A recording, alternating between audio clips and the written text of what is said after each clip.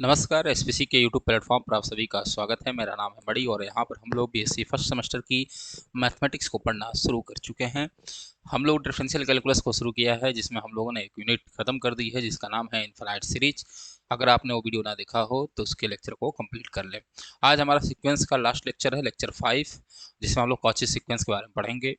इसके बाद जो भी बचेगा, अगर आपको लगता है कि कुछ क्वेश्चंस आपसे नहीं लग रहे हैं, अगर आपको पूछना हो तो आप कमेंट कर देंगे, तो उसका अलग से एक वीडियो बना दिया जाएगा जो लेक्चर 6 में तब्दील हो जाएगा। ये आपके ऊपर डिपेंड करता है कि लेक्चर 6 आना चाहिए कि नहीं आना चाहिए। तो चलिए बिना किसी बात के हम लोग शुरू करते हैं आज का अपना टॉपिक सीक्वेंस। जिसमें पढ़ना है क्या, तो हमें पढ़ना है कॉची सीक्वेंस। क्या पढ़ना है भाई साहब? कॉची सीक्वेंस हमें क्या करना है, पढ़ना है। चलिए तो आज शुरू करते हैं हम लोग अपना लेक्चर। तो पहला है कॉची सीक्वेंस होता क्या है। सबसे पहले हम लोग जानेंगे कि कॉची सीक्वेंस होता क्या है। तो मैं डिफिनेशन लिख रहा हूँ। A sequence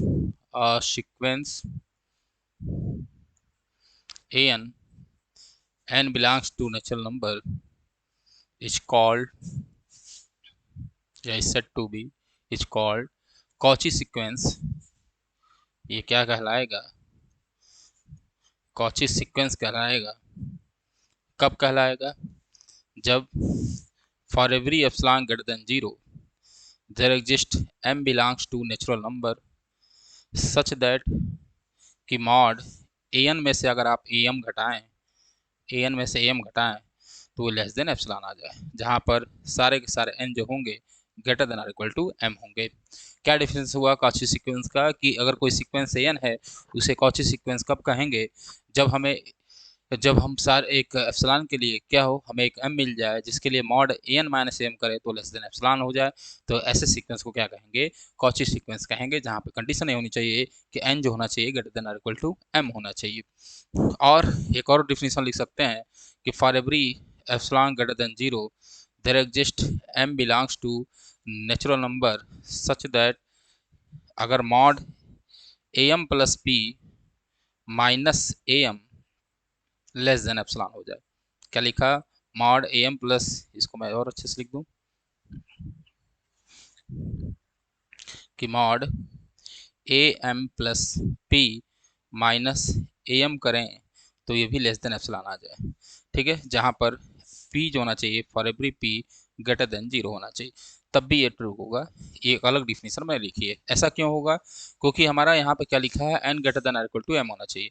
तो भाई अगर p पॉजिटिव होगा, p अगर पॉजिटिव होगा तो m प्लस p जो होगा वो किससे बड़ा होगा भाई? m से बड़ा होगा। तो एक ये भी डिफिनेशन हम लोग लिख सकते हैं, किसकी? कॉची सीक्वेंस की लिख सकते हैं। ठीक है, तो इसको अच्छे से याद कर लीजिएगा क्या कि अगर कोई सीक्वेंस n होगा तो कब कॉची की सीक्वेंस कहलाएगा? जब एक एप्सिलॉन ग्रेटर देन जीरो होगा जिसके लिए m मिलेगा such that mod an minus M करेंगे तो लेस देन एप्सिलॉन होगा। तो इसी क्या कहलाएगा? कॉची सीक्वेंस का है कहलाएगा। एक क्वेश्चन लिख लेते हैं। क्वेश्चन नंबर 1, एक क्वेश्चन है कि शो दैट सीक्वेंस 1/n, जहां पर n कहाँ होगा भाई? नेचुरल नंबर में, इज कॉची सीक्वेंस। आपको शो करना है कि 1/n जो होगा वो क्या है? कॉची सीक्वेंस है। तो चलिए लगाते हैं। तो यहाँ पर दिया है सिंस गिवन दैट, हमें गिवन है since given that an is equal to, an बराबर हमारे पास क्या दिया है बच्चे? an बराबर दिया हमारे पास 1/n। तो भाई साहब am क्या होगा? आप कहेंगे सर 1/m होगा। क्लियर है यहाँ तक? जी सर। तो if an is Cauchy sequence, if sequence an is Cauchy sequence, अगर एक Cauchy sequence है, क्या है भाई साहब? Cauchy sequence है, तो क्या होना चाहिए? तो for every epsilon greater than zero there exist m belongs to natural number such that, क्या होना चाहिए कि मॉड अगर हम लोग an माइनस am करें, मॉड an माइनस am करें तो लेस देन एप्सिलॉन होना चाहिए। तो देखिए जहाँ पर फॉर एवरी n क्या होना चाहिए? Greater than equal to m होना चाहिए। तो आइए चेक करते हैं हम लोग। तो मैंने क्या किया, an, तो an मतलब है 1/n और am कितना होगा? 1/m। इसको हमको लेस देन एप्सिलॉन दिखाना होगा। ठीक है, तो सॉल्व किया जरा कि क्या ये लेस देन एप्सिलॉन होगा कि नहीं होगा। तो देखिए थोड़ा ध्यान से, अगर मैं इसको सॉल्व करूं बच्चे, तो यहाँ होगा m माइनस n और यहाँ हो जाएगा mn। ठीक है, ये आएगा। अब थोड़ी सी बातों को समझना है, अगर ये मॉड खुलेगा तो इसकी वैल्यू क्या होगी। थोड़ा सा मैं बेसिक बातें बता दूं। देखिए मॉड x जो होता है वो ग्रेटर देन जीरो होता है। क्या होता है? ग्रेटर देन जीरो होता है। होता है, बिल्कुल सर होता है। तो मॉड x क्या होता है? ग्रेटर देन जीरो होता है। तो मॉड x की दो वैल्यू होती है। कौन कौन सी दो वैल्यू होती है? एक होता है माइनस एक्स, एक होता है एक्स। माइनस एक्स कब होगा? जब x is less than zero. और ये ग्रेटर देन जीरो एक्स कब होगा? जब एक्स ग्रेटर देन जीरो हो। मतलब क्या है, जैसे मानिए अगर मैंने मॉड माइनस टू रखा, ठीक है, माइनस टू लिया और एक लिया मॉड टू, ये लिया, तो अगर मैं माइनस टू लूंगा मेरे बच्चे, तो पॉजिटिव आना चाहिए। पहली बात क्या आना चाहिए? पॉजिटिव आना चाहिए। तो पॉजिटिव लाने के लिए यहाँ पे क्या करना होगा? और माइनस लगाना होगा। तो माइनस टू क्या आ जाएगा बच्चे? टू। यहाँ पे मॉड टू है तो इसकी वैल्यू तो टू ही होगी। तो बात थोड़ा समझना है, क्यों? क्योंकि पॉजिटिव आना चाहिए, इसलिए हम लोग यहाँ पर इसकी वैल्यू माइनस एक्स हो जाएगी, माइनस एक्स हो जाएगी। बात समझ में आया? और जबकि यहाँ पर एक्स बराबर क्या है? तो यहाँ पर एक्स बराबर था minus two, which is less than zero, जो कि क्या था बच्चे? Which is less than which is less than zero. यानी अगर कोई नंबर जीरो से छोटा है तो उसकी वैल्यू माइनस एक्स होगी। जैसे मानिए मैंने लिखा माइनस वन, तो माइनस वन की वैल्यू क्या होगी? Minus of minus one. तो ये देखिए पॉजिटिव आ जाएगा। जैसे मैं लिखा मॉड माइनस फाइव, तो इसकी वैल्यू क्या होगी? Minus of minus five. तो आ जाएगा कितना? फाइव आ जाएगा। तो आशा करते हैं आपको बात समझ में आई होगी। ठीक है, ये कैसे आया मैंने इसको समझाया आपको। ठीक है, मैं इसको बहुत ही नॉर्मल वे में समझा रहा हूँ क्योंकि ये आपको पता होगा। ठीक है, इतनी बात लेकिन आपको समझ में आई होगी। अब थोड़ा यहाँ पे कंडीशन देखते हैं। तो ये तो भाई एम एन है, तो एम एन तो पॉजिटिव होगा, तो यहाँ बच जाएगा, ऊपर बचेगा mod M minus N upon M N. ठीक है, इसके लिए कोई दिक्कत नहीं है।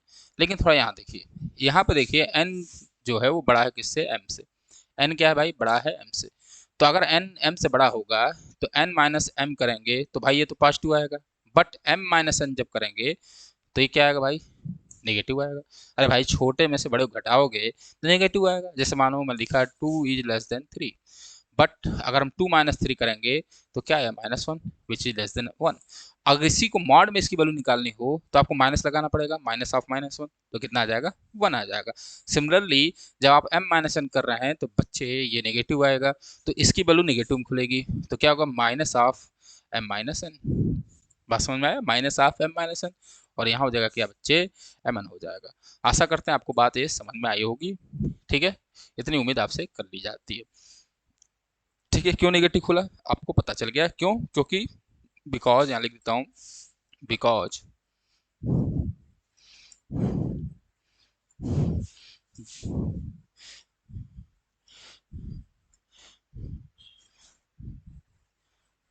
Because m minus n is less than zero, तो then mod m minus n की वैल्यू क्या होगी? Minus of m minus n. क्यों? क्यों ऐसे होगी? क्योंकि मॉड x बराबर होता है minus x when x is less than zero, जब x क्या होगा? जीरो से छोटा होगा। बहुत अच्छे से हमने बता दिया। अब देखिए थोड़ा ध्यान से, यहाँ तक आया। अब थोड़ा माइनस जब खोलेंगे तो ये हो जाएगा n minus M upon M N. बोलो भाई होगा कि नहीं होगा? नेक्स्ट पे स्पेशली ये, तो हमारे पास आया n minus M upon M N, ये आया। ये क्या होगा? अलग अलग करेंगे तो होगा n upon M N minus m upon M N. होगा? होगा कि नहीं होगा? तो आपका बिल्कुल होगा। एन से एन क्या हो जाएगा? कैंसिल। एम से एम क्या हो जाएगा? कैंसिल। तो ओवरऑल रिजल्ट क्या आएगा? तो रिजल्ट आएगा यहाँ पे one upon M minus one by N, ये आएगा। One upon M minus one by N. यहाँ तक किसी को दिक्कत? नहीं सर, कोई दिक्कत नहीं है। अब ये पूरी वैल्यू जो होगी one upon M minus one by N, ये किससे छोटी होगी भाई? वन बाई एम से। होगी कि नहीं होगी? अरे भाई होगी कि नहीं? क्यों? क्योंकि वन बाई एन पॉजिटिव होगा, और पॉजिटिव में से कुछ घटा रहे हैं तो वन बाई एम से तो छोटा ही होगा। वन बाई एम से ही छोटा होगा तो आगे less than one by M, तो बस ले लीजिए। दैट इज, इसका मतलब क्या हुआ? इसका मतलब क्या हुआ कि mod A N minus M is less than one by M, और इसी को क्या ले लेंगे? Less than epsilon. तो आप चूज कर लिए, तो नाउ चूज, क्या चूज किया आपने?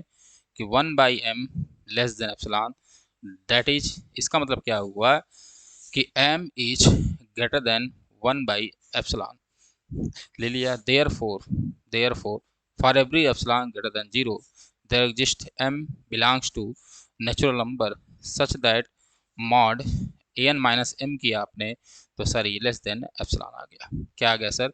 लेस देन एप्सिलॉन आ गया। और जैसे लेस देन एप्सिलॉन आया तो यही बात आपको दिखाना था, यही बात आपको दिखाना था। तो इसका मतलब क्या हुआ? देयरफॉर, इसका मतलब हुआ कि देयरफॉर an, जो कि an बराबर क्या है? 1/n, n belongs to natural number is Cauchy sequence. ये क्या होगा? कॉची सीक्वेंस होगा। ये क्या होगा? कॉची सीक्वेंस होगा। आशा करते हैं इतनी बात आपको समझ में आई होगी। ठीक है, ठीक है, एक बार और मैं इसको रिपीट कर देता हूँ। मैंने क्या किया, सबसे पहले हमको ये सीक्वेंस दिया था 1/n, तो हमने an minus am is less than epsilon दिखाना था, क्योंकि कॉची सीक्वेंस दिखाना है। तो हमने 1/n माइनस किया, इधर लगाया, ऐसे कैसे लगाया आपको बता दिया गया है। और जैसे किया तो यहाँ पर क्या आ गया? 1/, यहाँ ही मेन पॉइंट है कि 1/m माइनस 1/n। अब देखिए किसी नंबर में से अगर कोई नंबर घटा रहा है, मतलब 3 में से 2 हो रहा है, तो इसका मतलब सिंपल सी बात है कि यही हुआ। अरे भाई 3 में से 2 गया आएगा तो 1 बचेगा, 1 इज लेस देन 3 होगा। ठीक है, यही बात यहाँ पे लिखा गया है कि लेस देन 1/m होगा। जैसे 1/n में आया तो आपने क्या कर लिया? चूज कर लिया। क्या कर लिया? चूज कर लिया। इसका मतलब हुआ कि n जो है वो क्या है? कॉची सीक्वेंस है।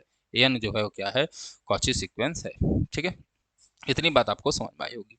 चलिए एक और क्वेश्चन देखते हैं जो कॉची सीक्वेंस ना हो, उसको देखा जाए। तो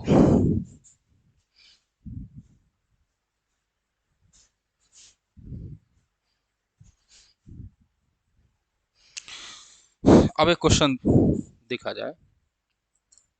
क्वेश्चन नंबर 2 क्या कर रहा है कि ईच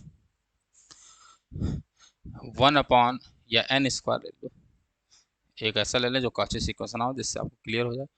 तो मैं ले रहा हूँ n स्क्वायर, जहाँ पे n belongs to natural number, और कॉची सीक्वेंस। क्या n स्क्वायर एक कॉची सीक्वेंस है? ये आपको चेक करना है। ठीक है, ये चेक करना है। तो ये देखा जाए भाई, तो यहाँ पे आप सिंपल सी बात है, an बराबर क्या होगा? n स्क्वायर, और am बराबर क्या होगा बच्चे? m square. ठीक है, इतनी बात तो आपको पता होगी, जहाँ n है वहाँ m रख देंगे तो हो जाएगा। क्लियर है? अब देखिए थोड़ा ध्यान से, तो if n square, n belongs to natural number is Cauchy sequence, अगर एक कॉची सीक्वेंस होगा तो क्या होना चाहिए? तो होना चाहिए कि for every epsilon greater than 0 there exist m belongs to natural number such that mod an minus am is less than epsilon होना चाहिए, होना चाहिए। ठीक है, अब थोड़ा ध्यान से देखिए, ये होना चाहिए। मैंने माना है कि यहाँ पर ले लिया मैंने कि एप्सिलॉन बराबर क्या है? 1 है। अब थोड़ा ध्यान से देखिए, अब आप an माइनस m करिए, तो जैसे करेंगे तो होगा n square minus m square. ठीक है, ये होगा n square minus m square. अब जैसे इसको खोलोगे तो इसका मतलब होगा n माइनस m, ठीक है, और यम मॉड n माइनस m, और क्या होगा भाई? n plus m। यही होगा, बिल्कुल सर होगा। अब जैसे मॉड हटाओगे तो होगा n minus m mod n plus m, ये होगा। ठीक है, होगा कि नहीं होगा? तो आप कहेंगे सर बिल्कुल होगा, यहाँ तक कोई दिक्कत हमें नहीं है। ठीक है, यहाँ तक आपको कोई दिक्कत नहीं होगी। ठीक है, ये होगा। अब थोड़ा सा देखिए ध्यान से, अब ये बताइए मुझे कि n क्या है? ग्रेटर देन m है। तो n माइनस m अगर करेंगे तो ये पॉजिटिव आएगा, तो आप कहेंगे बिल्कुल सर पॉजिटिव आएगा। और अगर n प्लस m किया जाए तो क्या भी क्या आएगा भाई? ये भी क्या आएगा? पॉजिटिव आएगा। n बड़ा है m से, तो अगर मैं n बराबर m रख दूं, अगर n बड़ा है m से, तो सिंपल सी बात है कि n प्लस m जो होगा ग्रेटर देन 2m होगा। क्या होगा? ग्रेटर देन 2m होगा कि नहीं होगा भाई? ये 2m से बड़ा ही होगा। क्यों? क्योंकि n जो है m से बड़ा है। क्या है? n जो है m से बड़ा है, n जो है m से बड़ा है, तो n प्लस m जो होगा 2m से बड़ा होगा। होगा कि नहीं होगा? अरे भाई अगर मैं लिखूँ 3+2, जहाँ पर ये m है और ये क्या है भाई? n है। ठीक है, तो ये हमेशा बड़ा होगा 2+2 से, दैट इज 2m से। देखो ध्यान ध्यान से, अरे भाई 3 2 क्या होगा? 5, और 2 प्लस क्या होगा? 4, तो ये तो बड़ा होगा। तो थोड़ा इधर चलिए, अब देखिए यानी इसका मतलब क्या हुआ कि जो हम लोगों ने n माइनस एम और मॉड n प्लस एम किया था, ठीक है, ये जो होगी वैल्यू वो बड़ी होगी किससे, 2m से। किससे बड़ी होगी भाई साहब, 2m से बड़ी होगी।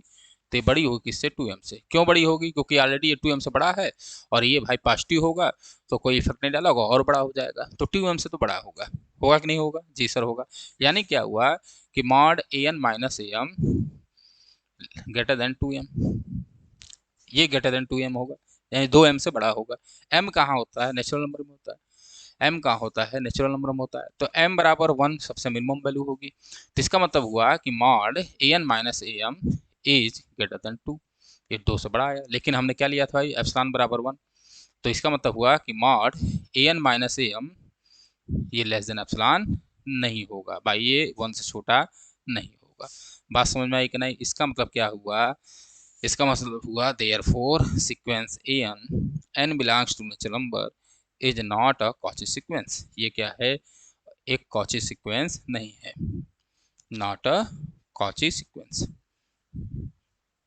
आशा करते हैं आपको बात समझ में आई होगी, ये कभी कॉची सीक्वेंस नहीं होगा, ठीक है। इतनी बात आप समझ लिए होंगे।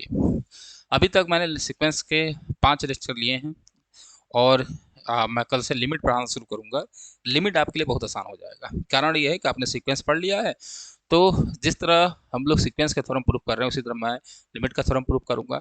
तो आप जब लिमिट पढ़ने लगोगे, तो लिमिट जब पढ़ेंगे तो आपका जो मतलब जो भी कॉन्सेप्ट है वो बहुत और मजबूती से निखर के आएगा, बहुत अच्छे से समझ में आएगा। मैं पहले भी बोला था कि आप जो है क्या रखिए, पेशेंस रखिए। अगर आप पेशेंस रखेंगे तो आपका काम जो है होने वाला है। अगर आपने पेशेंस नहीं रखा तो बहुत चीज़ें गड़बड़ हो जाएंगी। बहुत सारे बच्चे होंगे और सीक्वेंस उनके लिए नया टॉपिक है, इनफाइनाइट सीरीज भी नया टॉपिक था, तो उसको एक बार पढ़े होंगे, एक दिन एक लेक्चर पढ़े, कहे अरे यार इस क्या हो रहा है। जरूरी नहीं है कि आप एक लेक्चर पढ़ें तो आपको समझ में आए और सारे कॉन्सेप्ट क्लियर हो जाए। जब आप धीरे धीरे पुराने होते जाएंगे, थोड़ा सा समय देंगे, तो मैं पूरी विश्वास से कह सकता हूँ कि यही मैथमेटिक्स आपको बहुत आसान लगने लगेगी। कोई नई चीज़ पहले दिन में नहीं सीख सकते। कोई छोटा बच्चा पैदा होता है तो तुरंत वो खाना खाने नहीं लग जाता है, धीरे धीरे उसको खाना खिलाना सिखाया जाता है कि भाई चलो दूध पियो, दूध के बाद उसे धीरे धीरे ओरली पले दिया जाता है, फिर जाके फिर उसको थोड़ा सा चावल दिखलाया गया, रोटी खिलाया गया, तो खाना खाना सीख जाता है।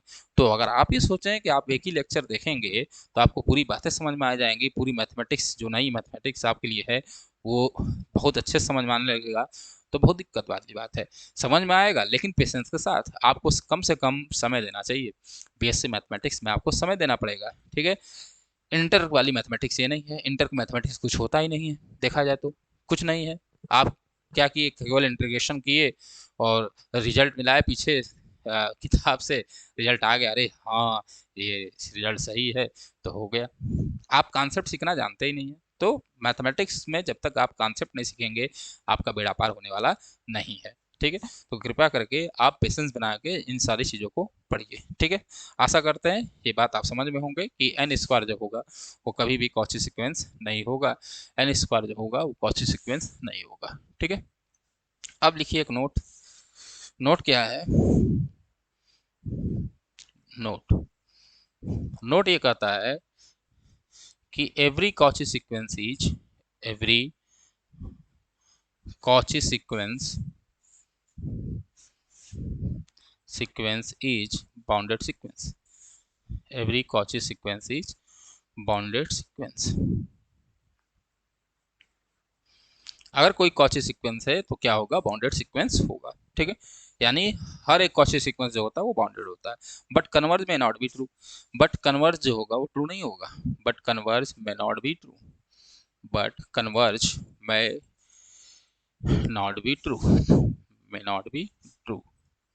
मतलब क्या हुआ कि every Cauchy sequence is bounded sequence, but every bounded sequence need not be Cauchy sequence. मतलब क्या हुआ हिंदी में, शुद्ध भाषा में, कि कोई कन्वर्जेंट सीक्वेंस, कोई भी अगर कॉची सीक्वेंस है तो बाउंडेड होगा, लेकिन ये जरूरी नहीं है कोई बाउंडेड सीक्वेंस हो तो कॉची सीक्वेंस हो, ठीक है।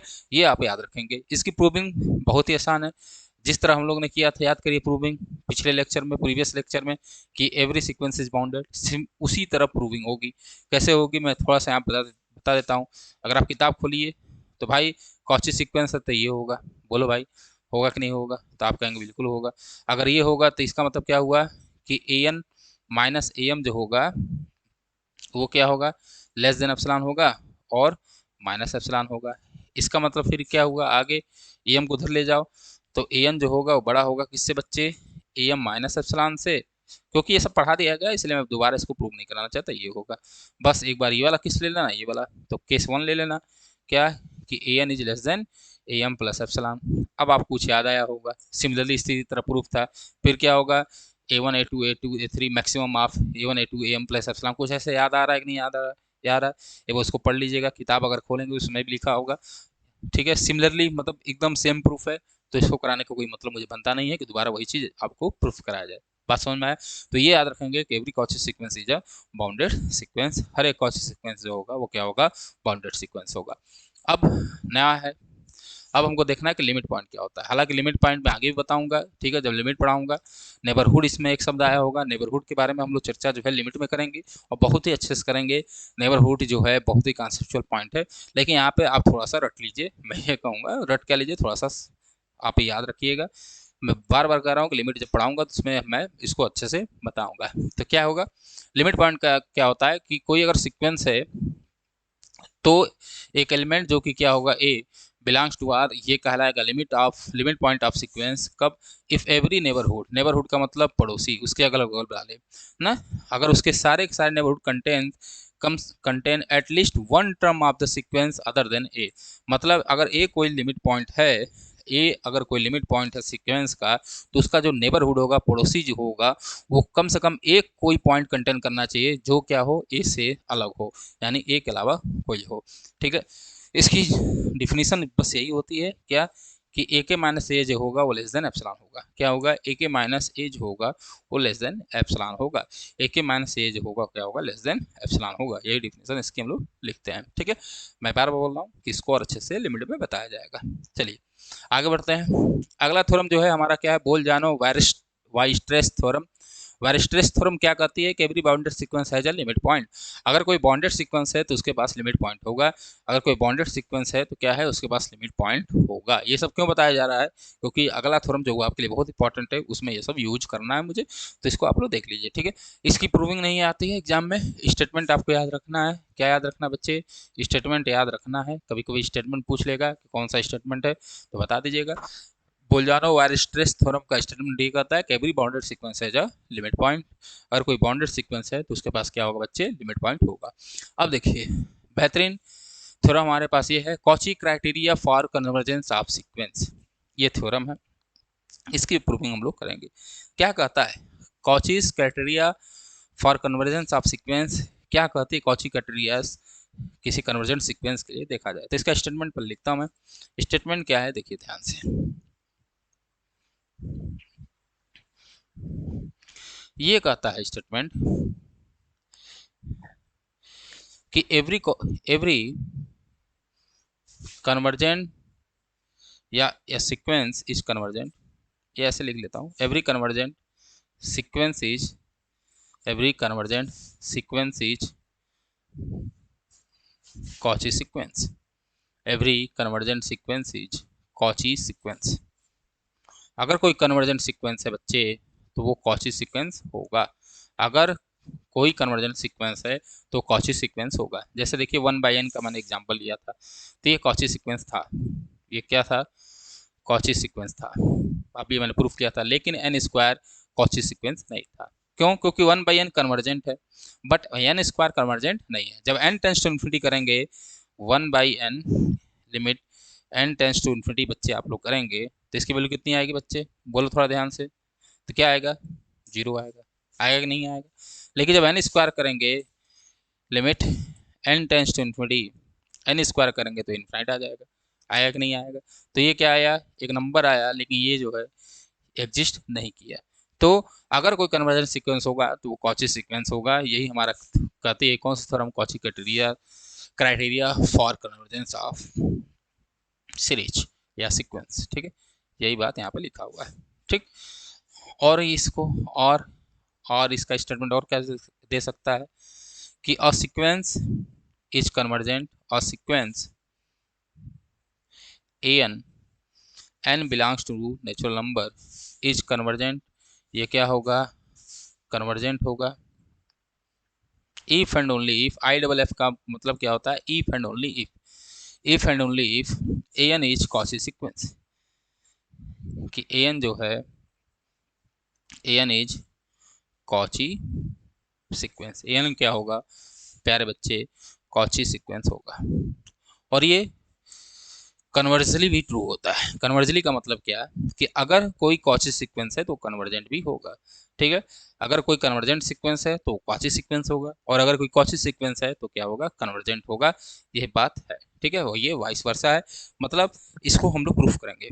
तो प्रूफ कैसे करेंगे, हम लोग दो तरीके से करेंगे, इसको प्रूविंग दो बार करना पड़ेगा, मतलब कन्वर्सली भी प्रूफ करेंगे। कैसे, एक बार मान लेंगे कि सीक्वेंस कन्वर्जेंट है और दिखा देंगे कि वो कॉची सीक्वेंस है, और एक बार मानेंगे कि सीक्वेंस कॉची सीक्वेंस है और हम दिखाएंगे कि वो कन्वर्जेंट है। बात समझ में आया? तो चलिए हम लोग प्रूविंग करते हैं। तो मैंने लिखा है यहाँ पे प्रूफ, हम लोग करने चल रहे हैं बच्चे प्रूफ।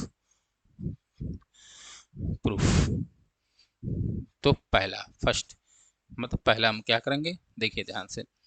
सबसे पहले मान लेंगे कि, मान लेंगे let a N is n belongs to natural number is convergent sequence. हमने क्या माना कि ए एन है, a N is convergent sequence.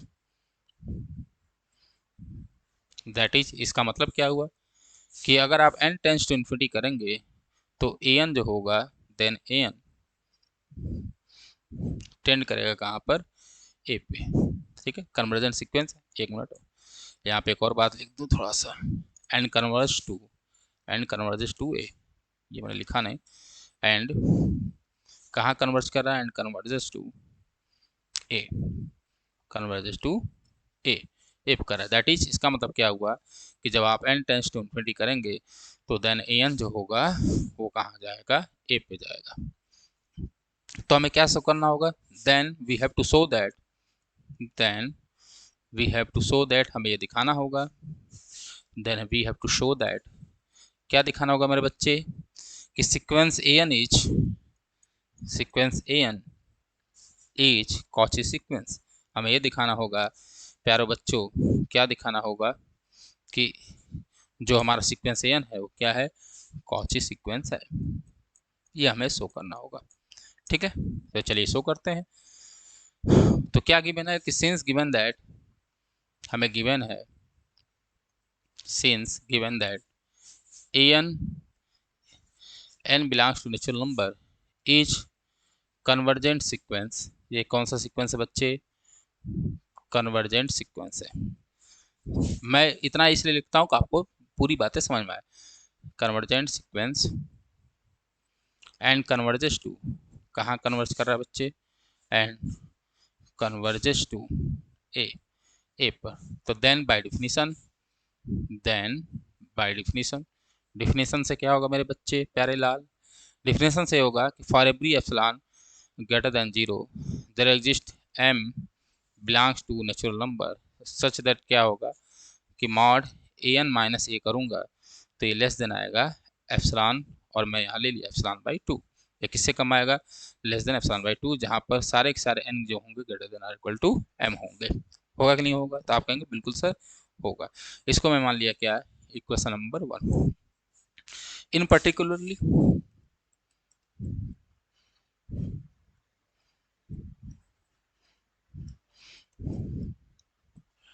AR,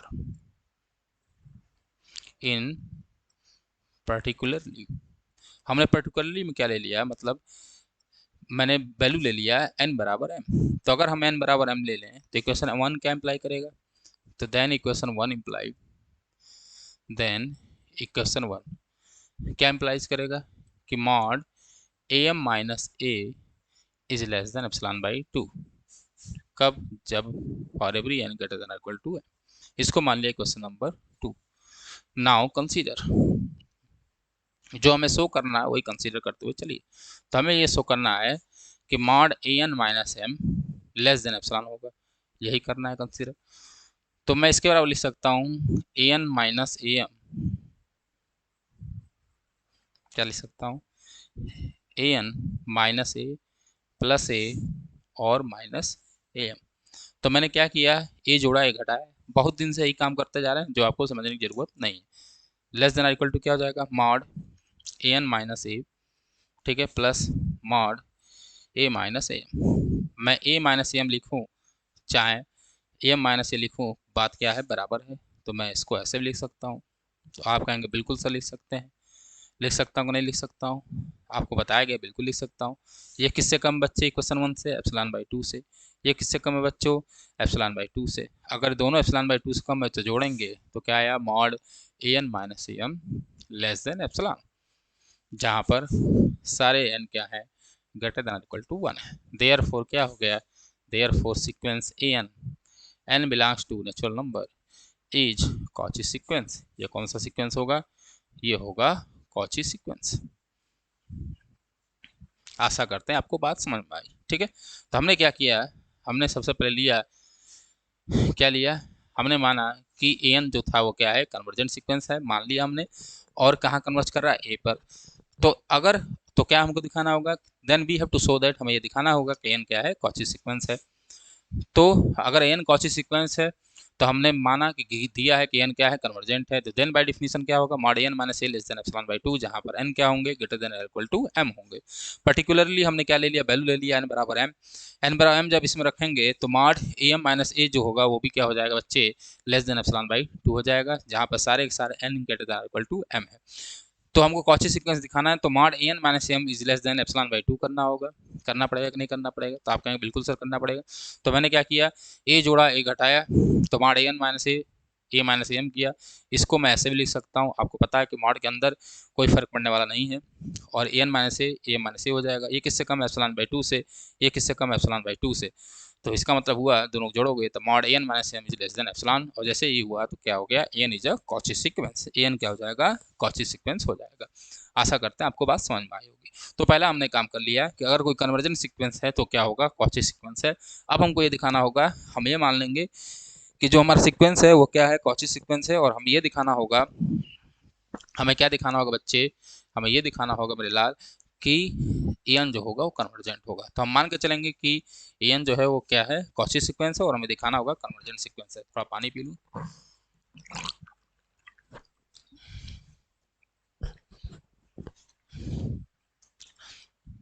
तो चलिए इसको भी देखते हैं। तो सेकंड हमने क्या किया, माना कि let sequence N belongs to natural number is Cauchy sequence. हमने माना ये कौन सा सीक्वेंस है भाई, कॉची सीक्वेंस है, ठीक है। ये कौन सा सीक्वेंस है, तो कॉची सीक्वेंस है, माना। तो then we have to show that, then we have to show that, हमें ये दिखाना होगा, क्या दिखाना होगा बच्चे, हमें ये दिखाना होगा कि n is convergent, n is convergent sequence. हमें ये दिखाना होगा बच्चों कि एन क्या होगा, कन्वर्जेंट सीक्वेंस होगा, ठीक है। ये शो करना होगा। तो चलिए देखते हैं कैसे शो होगा। तो हमें गिवन है कि सिंस गिवन दैट, क्या गिवन है बच्चे, कि n is, n belongs to natural number is a Cauchy sequence. ये क्या है, कॉची सीक्वेंस है। अगर ये कॉची सीक्वेंस होगा तो then by definition of Cauchy sequence, then by definition of Cauchy sequence, Cauchy sequence के डेफिनेशन से क्या होगा कि for every epsilon greater than 0 there exist m belongs to n such that mod an minus am करोगे मेरे बच्चे तो less than epsilon होगा, जहां पर n जो होता है greater than equal to m होता है। For every n greater than equal to m, पहली बात ये हुआ। तो इसको मैं मान ला इक्वेशन नंबर 1, और मैं यहाँ पे ले लिया एप्सिलॉन बाई 3। और आपको पता है कि जब मैं ऐसा काम करता हूँ तो आपको समझ में आ जाएगा कि मैंने ऐसा काम क्यों किया है, ठीक है। तो एन माइनस एम जो होगा लेस देन एप्सिलॉन बाई 3 होगा। इतनी बातें आपको समझ में बिल्कुल आई होगी, उसमें कोई दिक्कत नहीं है। अब देखिए कि सिंस एन जो है, एन जो है वो कॉची सीक्वेंस है। एन क्या है? कॉची सीक्वेंस है। अगर एन कॉची सीक्वेंस है तो हम जानते हैं कि देन वी नो दैट, हमें पता है, भले तुम्हें ना पता हो लिख दिया करो कि तुम्हें पता है। देन वी नो दैट, क्या पता है बच्चे? आपको पता है कि एन जो होगा वो बाउंडेड होगा।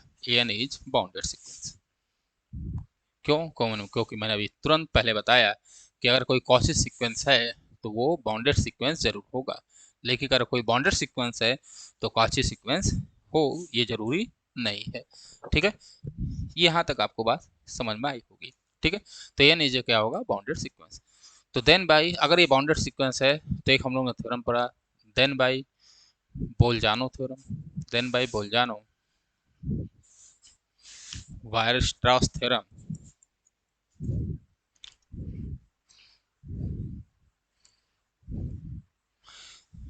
स्ट्रॉस थ्योरम ये क्या कहती है? ये कहती है कि every bounded sequence has a limit point. ये कहती है कि every bounded sequence, every bounded sequence has a limit point. Every bounded sequence has a limit point, यानी उसके पास लिमिट पॉइंट होगा। देख लीजिए एक बार आप लोग, बोलजानो रिट्ज थ्योरम क्या है, कुछ लोगों को दिक्कत हो रही होगी। तो ये देखिए, तो सबसे पहले मैंने आपको बताया, मैं यहाँ खोलता हूँ, नोट लिखवाया। नोट क्या लिखवाया? कि every Cauchy sequence is a bounded sequence. Clear है? फिर मैंने क्या लिखवाया? बोलजानो वायरस्ट्रास थ्योरम क्या कहती है? कि every bounded sequence has a limit point. यही बात मैंने वहाँ पर लिखी है। ठीक है, यही बात जो आपको मैं यहाँ बताई थी वही लिखा है। तो every bounded sequence has a limit point. तो हमने लिया कि let a dash is a limit point of a n. ये क्या है? लिमिट पॉइंट है, limit point of a N.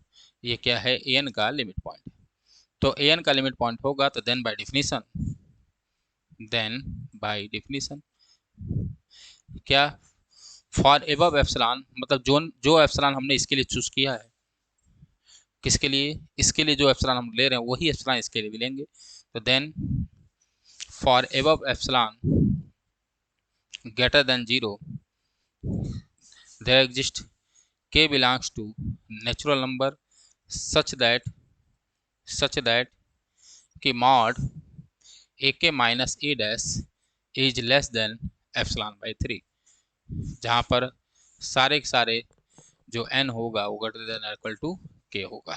ठीक है, ठीक है, कहाँ गया? मैं यहाँ लिखा हूँ। ये हुआ कि k belongs to natural number such that, क्या हुआ? Such that mod a k minus a less than epsilon by 3। और जो ये k होता है, ये जो k होगा वो ग्रेटर देन m होगा। k जो होगा, k जो होगा वो ग्रेटर देन m होगा। ठीक है, और कहाँ बिलोंग करेगा? n में बिलोंग करेगा। इतनी बातें आपको समझ में आई होगी। ये लिमिट पॉइंट की डिफिनेशन होती है। मैं यहाँ पर आपको बताया था लिमिट पॉइंट, जहाँ पर मैंने लिखवाया भी था। ये देखिए यहाँ पे, तो मैंने लिखवाया है इसको, आपको मैंने बोला कि याद करना है। ठीक है, आने वाले समय में मैं बताऊंगा कि नेबरहुड क्या होता है, बहुत अच्छे से बताऊंगा। ठीक है, उसको थोड़ा सा याद रखना। तो ए k minus a less than epsilon, ठीक है, यही बात लिखा गया। ठीक है, इतनी आशा करते हैं कि आपको बातें समझ में आई होंगी। तो क्या हुआ? ए k minus a less than epsilon by 3। तो मैंने माना इसको इक्वेशन नंबर 2, और जस्ट इसके पीछे वाले को मान लिया इक्वेशन नंबर 1। कहाँ गया भाई? इसको मान लिया 1। अच्छा, 1 माना मैंने, भूल जाता हूँ कभी कभी। ठीक है, ये हो गया। अब क्या है कि since k is greater than m, k क्या है? ग्रेटर देन m है। Then by definition of Cauchy sequence, then by then by definition of Cauchy sequence,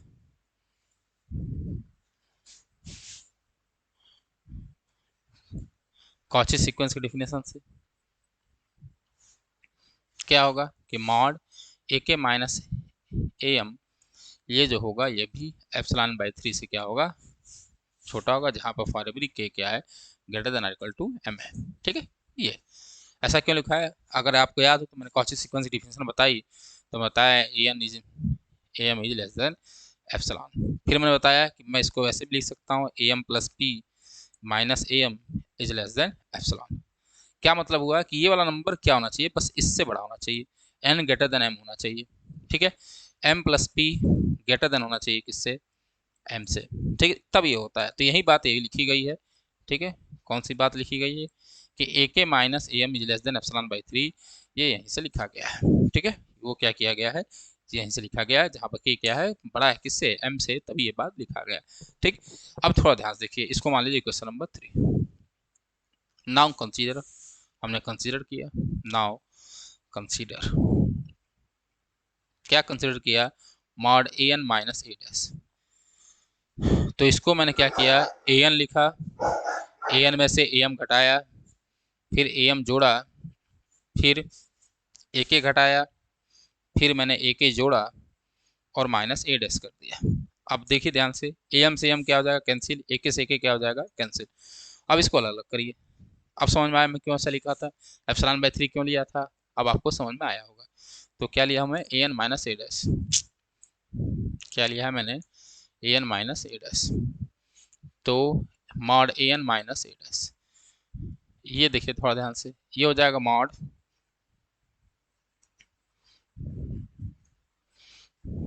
तो हो जाएगा mod A N minus a m, फिर क्या होगा मॉड, अब कहाँ गया, एक मिनट, हाँ, तो mod A N minus a m एक साथ दिया, फिर मैंने ले लिया क्या, ए एम माइनस ए एक साथ, और फिर ले लिया मैं ए के माइनस ए डैश एक साथ। ठीक है, ये ए के है, ये पी लग रहा है, ठीक, सॉरी, ए के,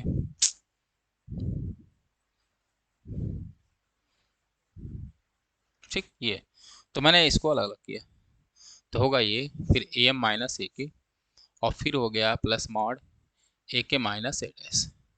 ठीक, ये हो गया, यहाँ हो जाएगा लेस देन और इक्वल टू, ये हो जाएगा क्या, इसको मैं ऐसे लिख सकता हूँ फिर से समझाने के लिए, और चाहे इसको मैं पलट दूँ तो कोई दिक्कत नहीं, क्योंकि मॉड में है तो मैं ऐसे भी लिख सकता हूँ, और plus mod a k minus a dash लिख सकता हूँ।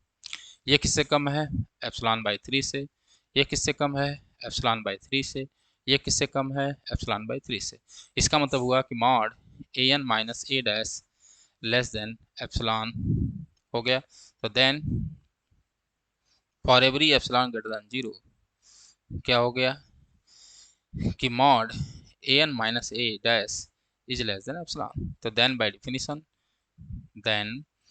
डेफिनेशन क्या हुआ कि a N is convergent sequence, then by definition a n n belongs to natural number is convergent sequence, ये क्या होगा, कन्वर्जेंट सीक्वेंस होगा। ठीक है, इतनी बात आपको समझ में बिल्कुल आई होगी, आशा करते हैं आपको पूरी अच्छे से समझ में आया होगा। एक बार वीडियो को एक दो बार देख लीजिएगा, पूरी बात आपको बहुत अच्छे से समझ में आ जाएगी। मैं बार बार कह रहा हूँ कि आपको पेशेंस रखने की ज़रूरत है। अगर आपने पेशेंस नहीं रखा मेरे बच्चों, मेरे लाल, तो ये बीएससी जो है बहुत ही ज़्यादा टफ होती जाएगी। तो पेशेंस रखिए, हार नहीं मानना है, समझ में सब आएगा, ये मेरा वादा है। एक्चुअली क्या था ना कि जब मैं बीएससी फर्स्ट ईयर में था तो मेरे साथ भी ऐसा था, सर पढ़ाते थे तो पहले दिन मैंने ये हार मान लिया कि मुझे समझ में नहीं आएगा, लेकिन जैसे जैसे चीज़ें पुरानी होती गई तो मैंने कहा अरे ये तो बहुत आसान है। तो मैं ये समझ सकता हूँ आपके साथ भी ऐसा होता होगा, क्योंकि ये नई चीज़ है, एप्सिलॉन का खेल है। अभी हम लोग लिमिट पढ़ने चलेंगे तो वहाँ डेल्टा का भी खेल आएगा, तो आप कहेंगे अरे क्या हो रहा है। तो पेशेंस रखना है आपको, बस पेशेंस रखेंगे समझ में आएगा। जैसे मैं लिमिट पढ़ाना शुरू करूंगा ना, आपको पूरी बातें समझ में आना शुरू हो जाएगी। जब मैं वहाँ भी ऐसे थ्योरम प्रूफ करूंगा तो आप तुरंत बोलोगे सर यहाँ ये ले लीजिए, यहाँ ये ले लीजिए। ठीक है, तो आशा करते हैं समझ में आया होगा। सीक्वेंस का आज मेरा लास्ट लेक्चर था। मैं बार बार कह रहा हूँ कि अगर आप कहेंगे क्वेश्चन आपसे कुछ सॉल्व नहीं हो रहे होंगे या कोई टॉपिक बचा हो तो आप मुझे बताइए, तो उसको क्या किया जाएगा, फिर से दोबारा करा दिया जाएगा। आज के लिए बस इतना ही, तब तक के लिए जय हिंद, जय भारत।